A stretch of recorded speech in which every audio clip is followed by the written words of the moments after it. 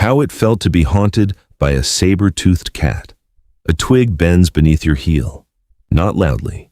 Not enough to startle another human. Just enough to disturb the silence. You stop. The forest stops with you. Wind still moves through the pines. Insects continue their quiet conversations beneath fallen leaves. Somewhere above, a raven calls into the fading afternoon. Nothing appears unusual.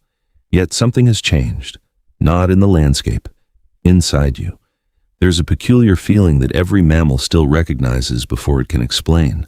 A tightening beneath the ribs, a hesitation in every breath, the strange certainty that somewhere beyond the edge of vision, another mind has already noticed yours. Most people imagine ancient predators as creatures that attacked without warning. That isn't what made them terrifying. The greatest hunters rarely needed to chase. They could afford to wait.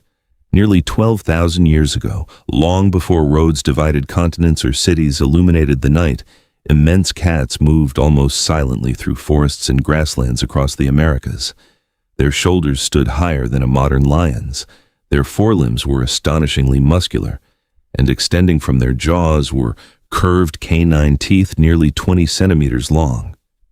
We call them saber-toothed cats. But names have a way of making monsters feel familiar. To the people who shared their world, there was no scientific classification. There was only the feeling of being watched. Researchers studying fossil deposits have discovered something curious. Many prey animals from the Ice Age carried injuries that had healed, deep punctures, fractured bones, torn muscles. They had escaped encounters that should have ended their lives. Those survivors lived on. And they remembered. Fear, it turns out, is not simply an emotion. It is an inheritance written into the nervous system, refined across millions of years by those who survived, because they sensed danger before they could see it. Long before humans built walls, evolution built anticipation. Most people assume predators shape ecosystems by killing. The evidence suggests something far stranger. Often, predators transform landscapes without striking at all.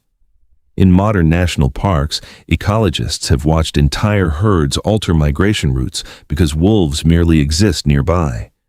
Deer feed less. They remain alert longer. They avoid open valleys rich with food simply because those places offer poor visibility. Trees begin to recover. Rivers subtly change course as vegetation returns. Birds occupy forests that had once been stripped bare. One hunter. Thousands of consequence.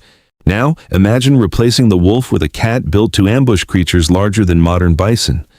Imagine knowing that every fallen log could conceal it, every patch of tall grass, every shadow stretched across evening light. The terror was not the attack. The terror was uncertainty.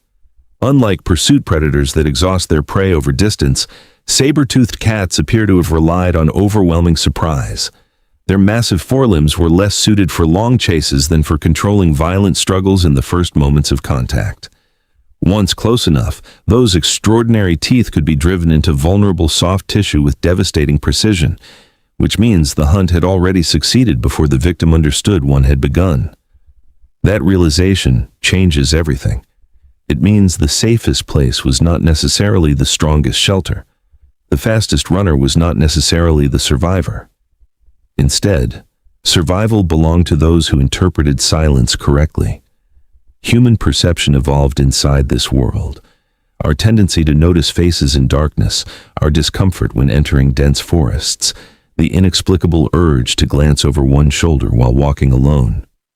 These habits often seem irrational today, yet they may be echoes of environments where irrational caution was remarkably effective. Psychologists call this the hyperactive agency detection system, the mind's tendency to assume another living presence even when evidence is incomplete. Modern life treats it as anxiety. Evolution may have called it wisdom. Of course, scientists continue to debate exactly how humans and saber-toothed cats interacted. Fossils reveal overlapping ranges. Archaeological sites preserve fragments of shared landscapes rather than complete stories.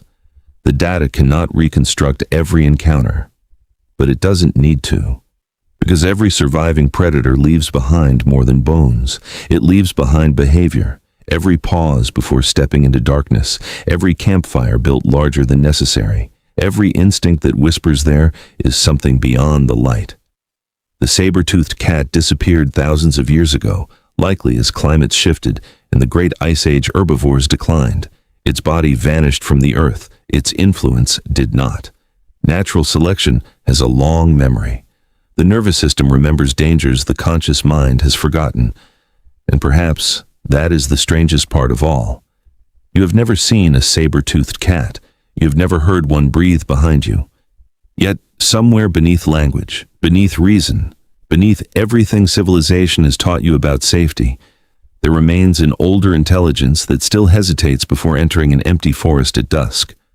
Not because it expects to find a monster, but because, for hundreds of thousands of years, hesitation was the difference between becoming a story and surviving long enough to tell one. Now, don't forget to subscribe our channel for more content.